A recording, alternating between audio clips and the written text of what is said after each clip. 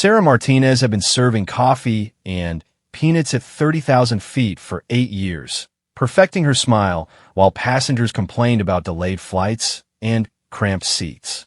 What none of them knew, not her colleagues, not her supervisor, not even her own family, was that she could fly circles around every commercial pilot in the sky. Hidden in her small apartment was a flight suit bearing the patches of the most elite aviation programs in the world. A Stanford aeronautics degree hung behind her bedroom door, and in a locked drawer lay commendations from her days as one of the Air Force's most promising test pilots. But a single moment of defying orders to save lives had cost her everything she'd worked for, leaving her dreams grounded and her identity buried beneath the uniform of a flight attendant. Today, that carefully constructed facade would shatter when a catastrophic system failure would force the impossible choice between staying hidden and saving 200 innocent lives. Sometimes the sky demands its heroes emerge from the shadows, whether they're ready or not. The morning sun painted the tarmac in golden hues as Sarah Martinez adjusted her flight attendant uniform for what she thought would be another routine day aboard United Flight 847. Her practiced fingers smoothed the navy blazer while she mentally prepared for the usual routine of safety demonstrations, meal service, and passenger complaints. At 34, she had perfected the art of being invisible in plain sight, a skill that had served her well for the past 8 years.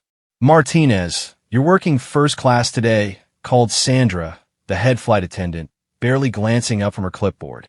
"We've got some VIPs flying to Denver, including the tech billionaire Harrison Cole and apparently some military officials heading to NORAD." Sarah nodded, grabbing her equipment bag and boarding the Boeing 777. As she walked through the cabin, her trained eyes automatically assessed the aircraft's condition, noting details that most flight attendants would miss. The slight vibration in the floor panels near row 12 suggested a minor engine mount issue. Nothing dangerous, but worth monitoring. Old habits died hard, even when you were trying to bury them.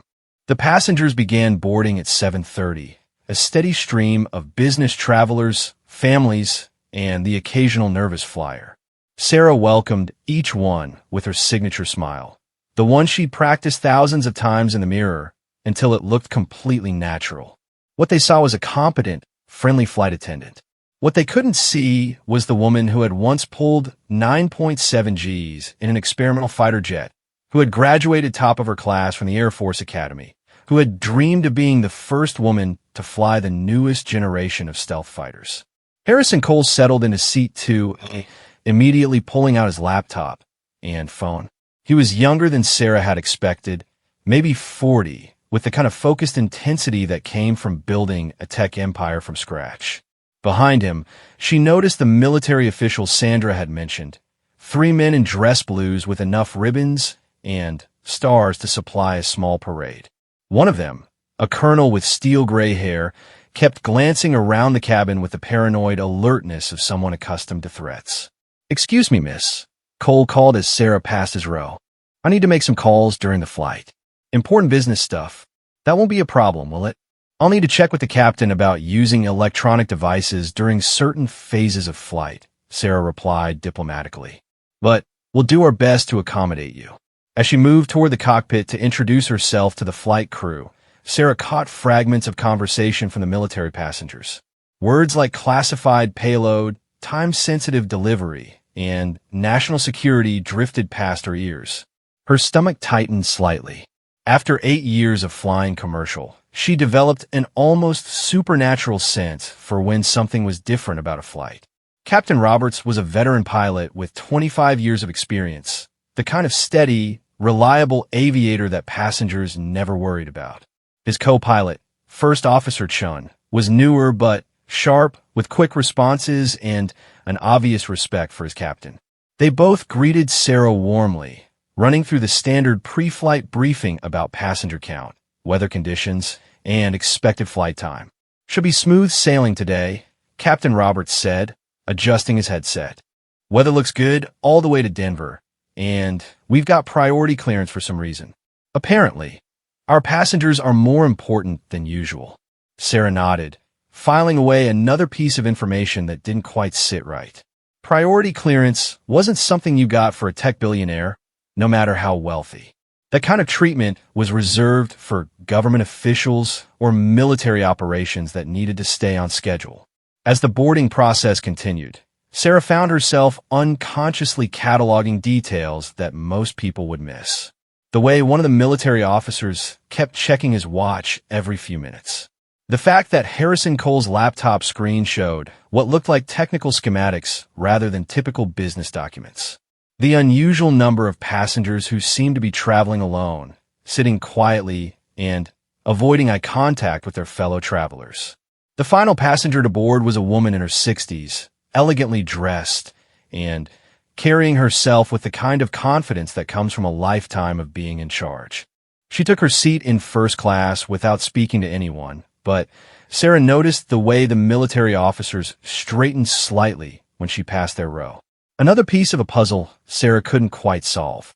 Ladies and gentlemen, welcome aboard United Flight 847 with nonstop service to Denver, Captain Roberts announced over the intercom. Flight attendants, prepare for departure. Sarah took her position for the safety demonstration, going through the familiar routine of oxygen masks, life vests, and emergency exits. Her voice was calm and professional, but her mind was racing. Something about this flight felt different, and her instincts had kept her alive through too many dangerous situations to ignore them now. As the plane taxied toward the runway, Sarah noticed unusual activity through the cabin windows. More security vehicles than normal lined the taxiway, and she could see personnel with what looked like specialized equipment positioned at strategic points around the airport. When she caught the eye of one of the military officers, he quickly looked away, but not before she saw something that made her blood run cold. Recognition. The takeoff proceeded normally, the massive engines pushing them skyward with their familiar roar. Sarah performed her duties mechanically, serving beverages and arranging meal service, but part of her mind was elsewhere. That look from the colonel bothered her. It wasn't the casual glance of a passenger acknowledging crew. It was the look of someone who knew exactly who they were seeing. 40 minutes into the flight, as they cruised at 37,000 feet over the Colorado plains, Harrison Cole pressed his call button. When Sarah approached his seat, he was staring at his laptop screen with obvious concern. "I'm getting some weird readings on my monitoring equipment," he said quietly, glancing around to make sure no one else was listening. "I design aerospace systems, and some of the data I'm seeing doesn't make sense." Sarah's training kicked in before she could stop herself. "What kind of readings?" Cole looked at her more carefully, perhaps noticing something in her voice that suggested she might actually understand his answer.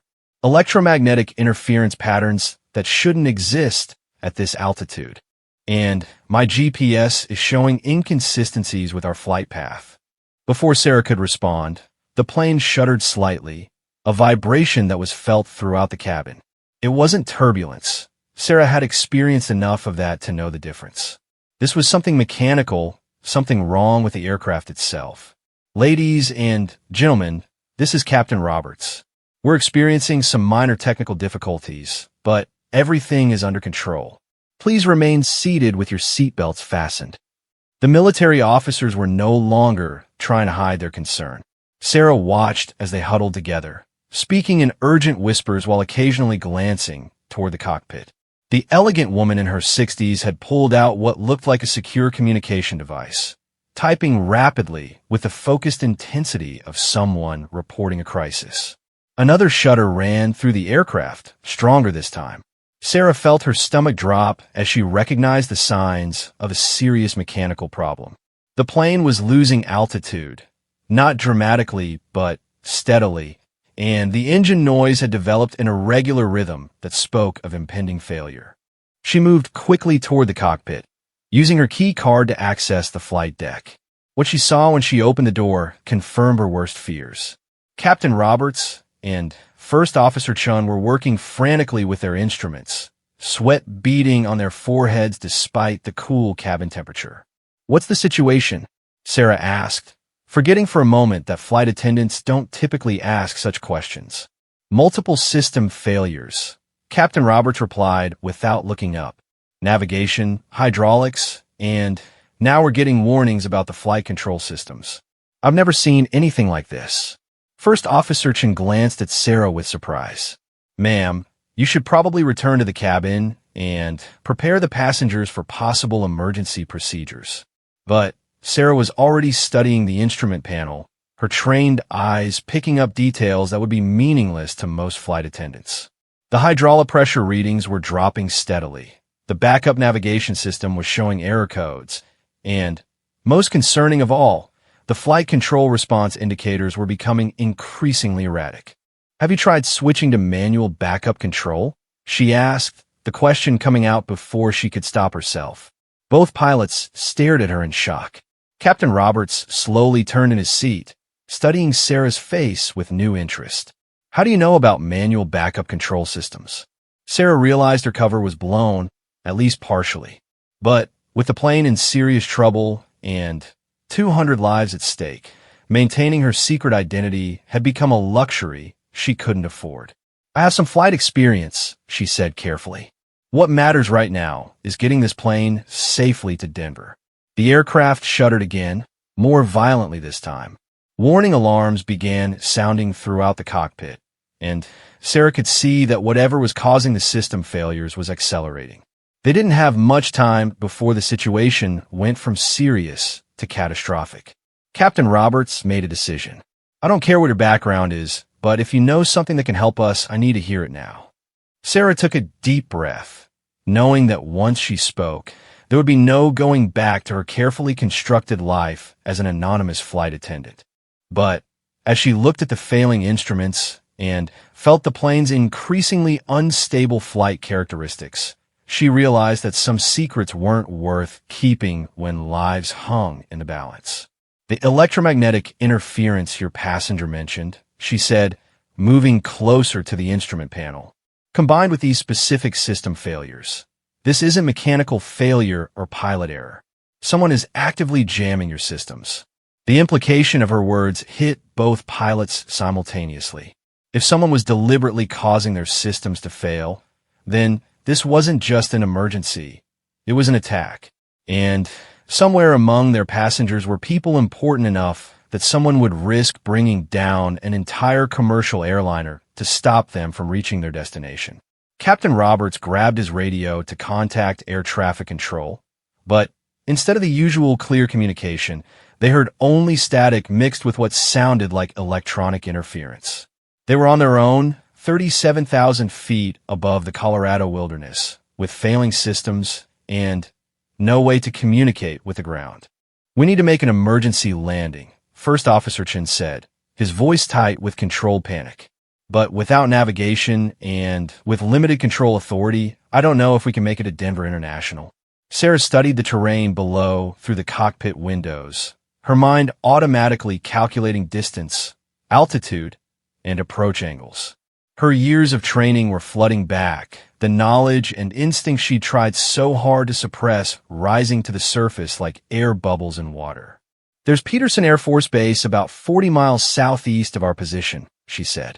It has the facilities to handle an emergency landing, and, more importantly, it has the equipment to deal with electronic warfare attacks. Both pilots stared at her again. Captain Roberts slowly asked the question they were both thinking. Just who exactly are you? Before Sarah could answer, the plane bucked violently, throwing her against the bulkhead. The few remaining functional instruments showed that they were now in a steep descent, the aircraft's computer systems completely compromised. Through the cockpit windows, she could see the ground rushing toward them at an alarming rate. The moment she had been dreading for 8 years had finally arrived. The moment when staying hidden would mean watching innocent people die, when maintaining her secret would cost more than revealing it. As the plane continued its uncontrolled descent toward the Colorado mountains, Sarah Martinez realized that sometimes the past refused to stay buried, especially when the present demanded a hero. Sarah gripped the back of the captain's seat as another violent shudder ran through the aircraft.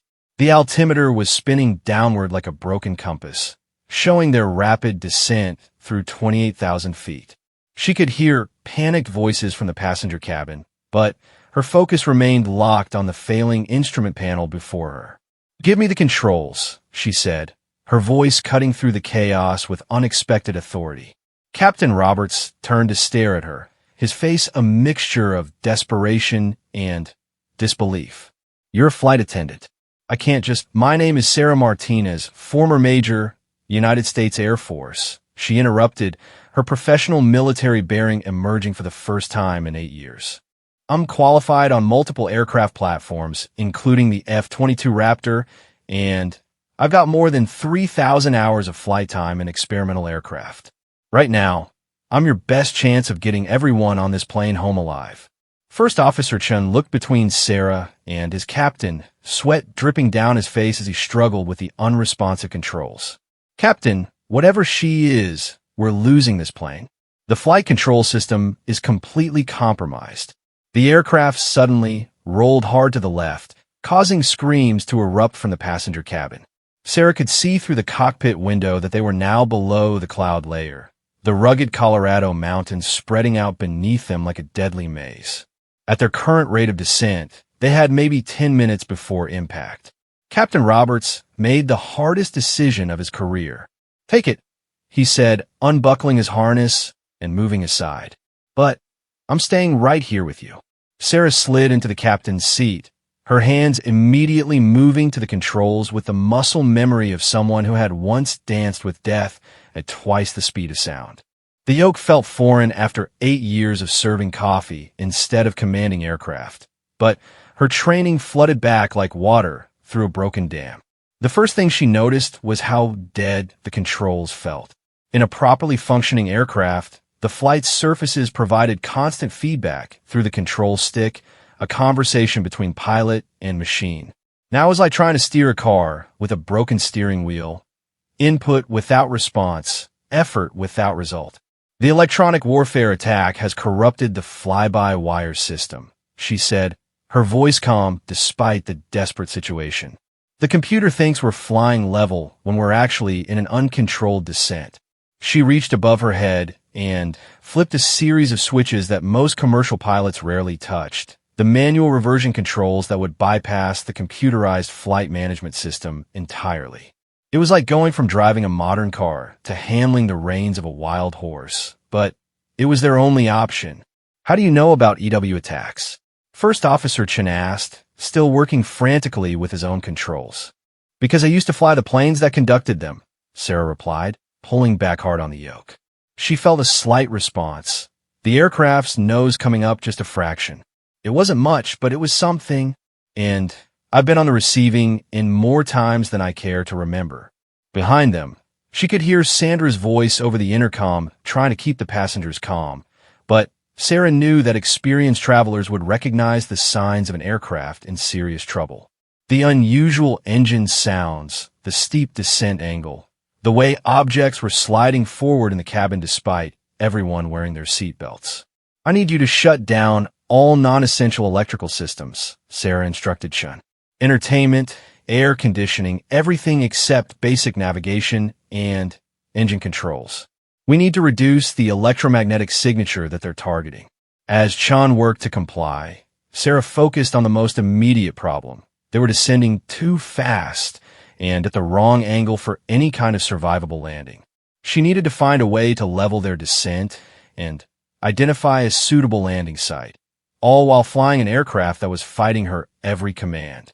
"There," Captain Roberts said, pointing through the windscreen at a long, straight section of highway visible in the distance. "Interstate 25. If we can make it that far, it's wide enough for an emergency landing." Sarah shook her head. "Too many variables. Cars, overpasses, power lines. We need something better." She studied the terrain below, her mind automatically calculating approach angles and emergency landing procedures. "Peterson Air Force Base is our best option, but I need to know why someone wants to bring down this plane badly enough to risk killing 200 innocent people." As if summoned by her words, Colonel Harrison appeared in the cockpit doorway, his military bearing intact despite the crisis. "Major Martinez, I believe we need to talk." Sarah's hands never left the controls, but she glanced back at the colonel with surprise. "You know who I am? I know you were one of the most promising test pilots the Air Force ever produced," Harrison replied, moving carefully into the cramped cockpit space. "I also know you were court-martialed 8 years ago for disobeying direct orders during a classified mission." The aircraft lurched again, reminding them all that personal histories could wait until they were safely on the ground. Sarah managed to arrest their descent rate slightly, bringing them to a more manageable angle, but they were still losing altitude and running out of options. "The passengers in first class," Sarah said, dividing her attention between flying and gathering intelligence. "Who are they really?" Colonel Harrison glanced at Captain Roberts and First Officer Chun, clearly uncomfortable discussing classified information in front of civilians. "The woman in 1A is Dr. Elizabeth Vaughn, Director of the National Security Agency's Cyber Warfare Division. Harrison Cole is developing next-generation satellite defense systems for the Pentagon. The other passengers include 2 congressmen from the House Intelligence Committee and 3 scientists working on classified aerospace projects." Sarah felt the pieces of the puzzle clicking into place. Someone doesn't want them reaching Colorado Springs. This isn't random terrorism. This is a targeted assassination disguised as an aircraft accident. "That's our assessment as well," the colonel confirmed. "But right now, our priority is keeping everyone alive long enough to identify who's responsible." Through the windscreen, Sarah could see Peterson Air Force Base in the distance, but they were still too high and moving too fast for a conventional approach. She needed to find a way to bleed off altitude and airspeed while maintaining enough control authority to actually land the aircraft instead of crashing into it. "I'm going to try something that's probably going to terrify everyone on this plane," she announced, her hands moving to configure the aircraft for an extremely unconventional maneuver. "But it's our best chance." She rolled the aircraft into a steep bank, using the turn to scrub off airspeed while simultaneously losing altitude. It was a technique she'd learned during her fighter pilot training, but applying it to a fully loaded commercial airliner was like trying to make a freight train dance.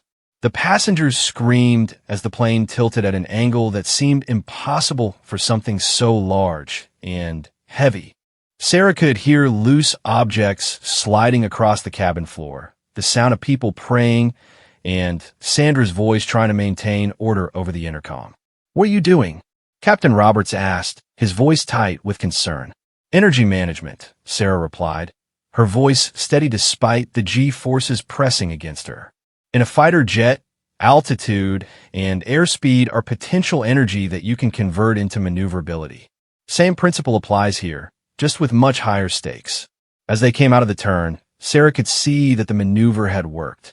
They were now at a more reasonable altitude and airspeed for an approach to Peterson, but the aircraft was still fighting her commands like a living thing that resented being controlled. "Peterson Tower, this is United 847, she called into her headset, hoping the base's communication systems hadn't been compromised by the same electronic attack affecting their aircraft. "We are declaring an emergency and requesting immediate clearance for emergency landing. We have VIP passengers aboard and are under electronic warfare attack." The response came through clearly, the professional comm of an air traffic controller trained to handle military emergencies. "United 847, Peterson Tower. You're cleared for emergency approach runway 35 left. Fire and rescue standing by. Be advised we are implementing electronic warfare countermeasures to assist your approach." Sarah felt a surge of relief as some of the aircraft's systems began responding more normally. The military base's electronic countermeasure systems were disrupting whatever signal had been jamming their aircraft, giving her back partial control of the flight surfaces. But their troubles were far from over. As they lined up for approach to Peterson, Sarah realized that landing a crippled airliner was only the beginning of their problems. Someone had been willing to bring down a commercial flight to stop their passengers from reaching Colorado Springs, which meant the threat wouldn't end just because they were on the ground. "Colonel," she said, maintaining her focus on the approaching runway while speaking to Harrison. "Once we land, your VIP passengers are going to be sitting ducks. Whoever orchestrated this attack isn't going to give up just because their first attempt failed. Harrison nodded grimly. Base security is being notified. We'll have full protection for all passengers as soon as we're wheels down. Sarah could see the runway threshold approaching rapidly, but something felt wrong with the aircraft's response to her control inputs. The landing gear had extended normally, but she was getting unusual feedback from the flight surfaces that suggested the electronic warfare attack had done more damage than they initially realized. The control system is degrading, she announced, feeling the yoke becoming less responsive with each passing second. Whatever they hit us with is continuing to corrupt our systems, even with the countermeasures in place. She was essentially flying a 200-ton glider with partial control authority, trying to thread the needle of a precision approach while dealing with systems that could fail completely at any moment. It was like performing surgery with someone randomly cutting the power to the operating room. United 847, you're coming in hot, the tower controller advised. Recommend go around if possible. Sarah shook her head, even though the controller couldn't see her. Negative, tower. We're committed. One chance to get this right. The runway was rushing toward them now, and Sarah could see the emergency vehicles lined up along the taxiways, their flashing lights creating a surreal light show against the Colorado afternoon sky.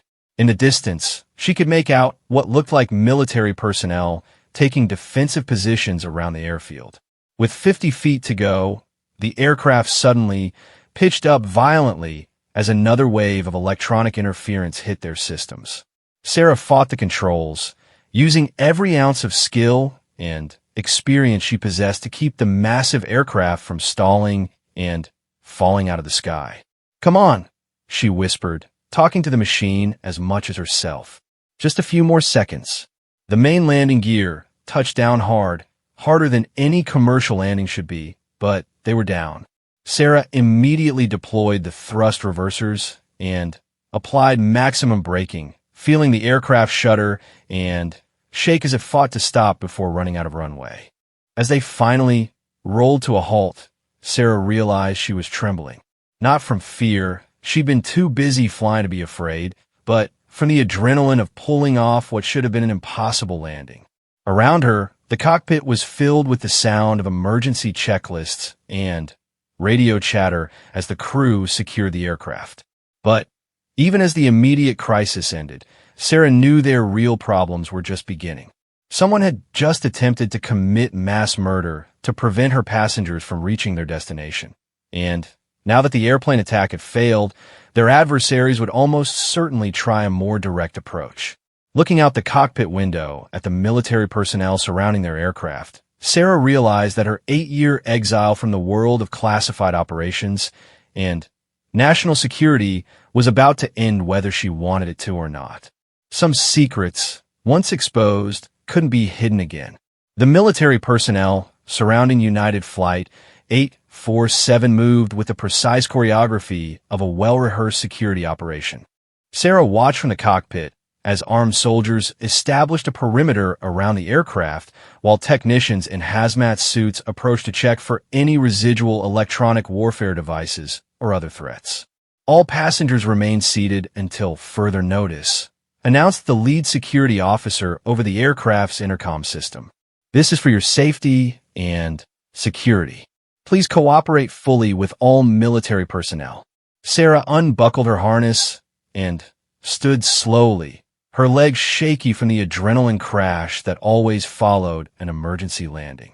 Captain Roberts placed a hand on her shoulder, his eyes reflecting a mixture of gratitude and amazement. I've been flying for 25 years, he said quietly. What you just did should have been impossible. That aircraft was barely controllable, and you put it down like you were parking a car. Before Sarah could respond, Colonel Harrison reappeared in the cockpit doorway, but this time he wasn't alone.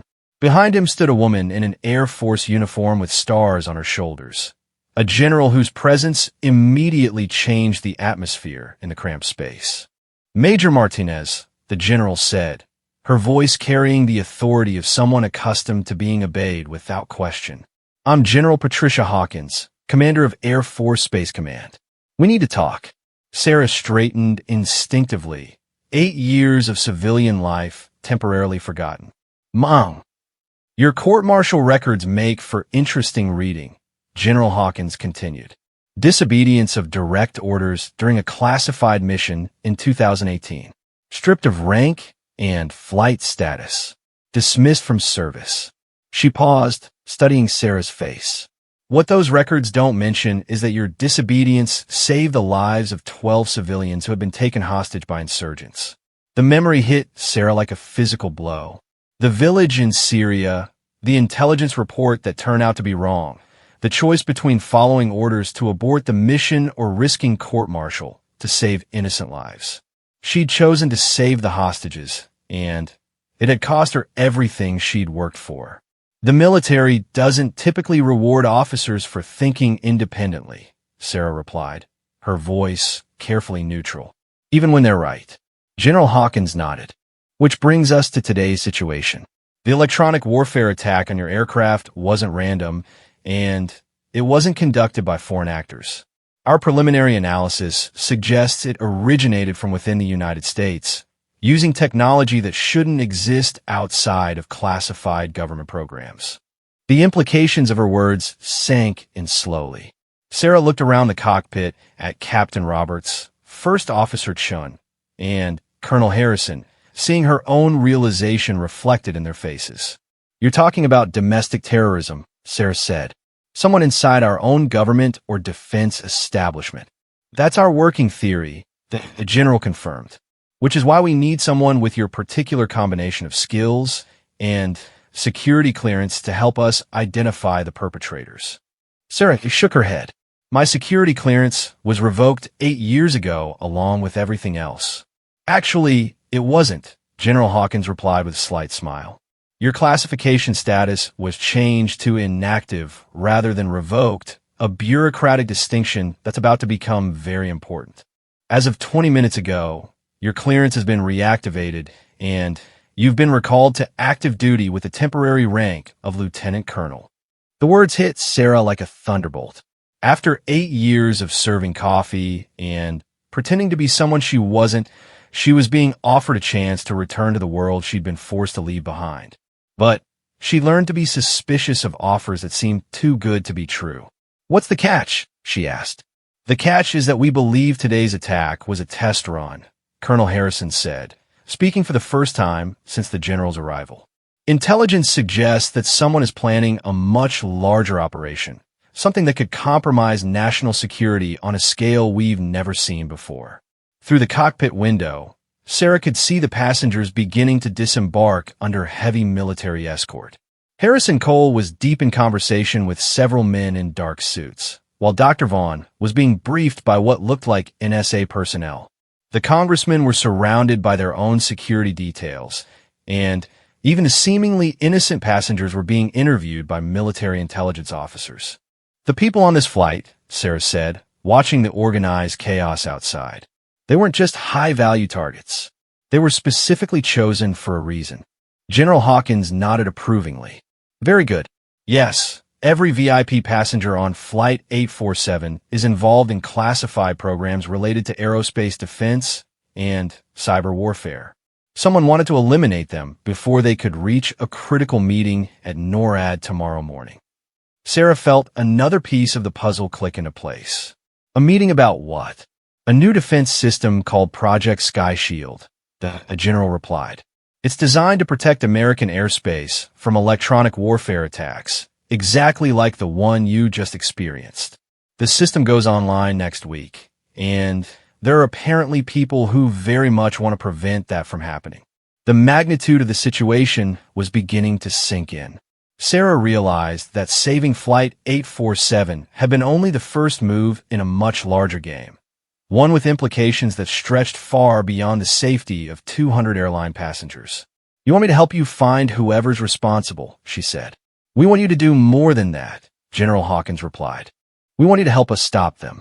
Your unique combination of flight experience, technical knowledge, and security clearance makes you one of the few people qualified to understand both the threat and the systems designed to counter it.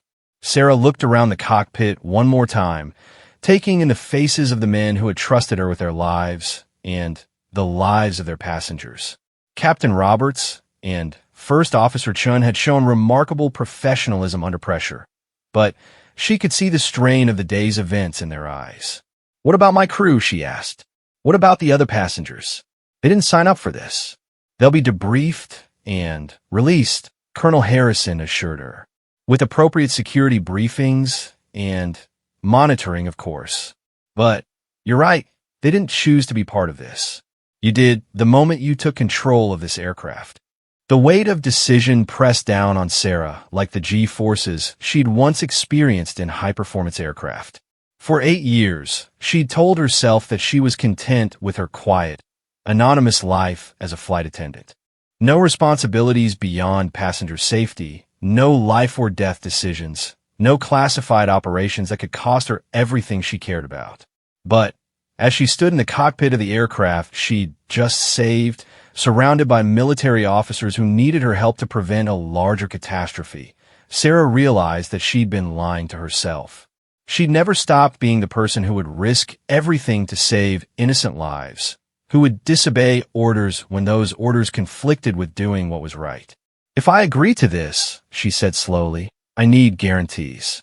No more court-martials for doing the right thing. No more sacrificing good people for political expediency." General Hawkins extended her hand. "You have my word, Colonel Martinez. This time, we do things the right way." Sarah shook the general's hand, feeling the weight of her old rank settling on her shoulders like a familiar jacket. "Then, let's find out who tried to kill my passengers." Over the next several hours, Peterson Air Force Base transformed into the epicenter of one of the most intensive counterintelligence operations in recent memory. Sarah found herself in the unusual position of being both a key witness and a primary investigator, her unique perspective as both victim and rescuer providing insights that traditional intelligence analysts might have missed. The electronic warfare attack had been sophisticated, using frequencies and techniques that suggested access to classified military technology. But more disturbing was the precision with which the attackers had targeted Flight 847 specific systems, indicating detailed knowledge of the aircraft's configuration and flight plan. This was planned weeks in advance, Sarah concluded, studying the technical analysis reports spread across the briefing room table. They knew exactly which passengers would be on that flight, exactly what route we'd take, and exactly how to disable our systems without causing an immediate crash. Dr. Vaughn, who had been cleared to participate in the investigation due to her expertise in cyber warfare, nodded grimly. "The attack pattern matches theoretical models we've been developing for defensive purposes. Someone had access to our research." Harrison Cole looked up from his own laptop, where he'd been analyzing the electromagnetic signatures recorded during the attack. More than that, the signal processing techniques used in the jamming attack incorporate algorithms from my own satellite defense systems. Technology that's supposed to be compartmentalized and classified. The room fell silent as the implications sank in. They weren't just dealing with domestic terrorism. They were dealing with a sophisticated insider threat that had penetrated some of the most secure programs in the American defense establishment. General Hawkins stood at the head of the conference table, her expression grim. "Ladies and gentlemen, what we're looking at is evidence of a conspiracy that reaches into the highest levels of our government and defense establishment. Someone with access to our most classified systems has been systematically gathering intelligence for what appears to be a coordinated attack on American aerospace defenses." Sarah studied the faces around the table: scientists, military officers, intelligence analysts, and government officials who had dedicated their careers to protecting national security. The idea that one or more of their colleagues might be actively working to undermine everything they stood for was almost too disturbing to contemplate. "The question is," she said, "what's their end game? Taking down one commercial flight, even with VIP passengers, doesn't cripple our defense systems. There has to be something bigger." Colonel Harrison consulted his notes. "Project Sky Shield goes online in 6 days. Once operational, It will provide comprehensive protection against electronic warfare attacks for critical infrastructure across the continental United States. If someone wanted to preserve their ability to conduct EW attacks against American targets, they need to prevent Sky Shield from becoming operational. Dr. Vaughn leaned forward. Or they need to find a way to turn Sky Shield against us. If they could compromise the system during its initial deployment, they could theoretically use it to disable our defenses rather than protect them. The thought sent a chill through the room. Sarah realized they were potentially facing an enemy who didn't just want to attack American interests. They wanted to turn America's own defense systems into weapons against the country they were designed to protect. We need to identify the insider, she said. Someone with access to all these classified programs, someone who could have coordinated today's attack, and is positioned to compromise Sky Shield. General Hawkins nodded. That's exactly what we're going to do. And Colonel Martinez, you're going to lead the investigation. Sarah felt the familiar weight of responsibility settling on her shoulders, but this time it felt different. This time, she wasn't being asked to blindly follow orders that might conflict with doing what was right. This time, she was being trusted to use her judgment and experience to protect not just the passengers on a single flight, but the security of the entire nation.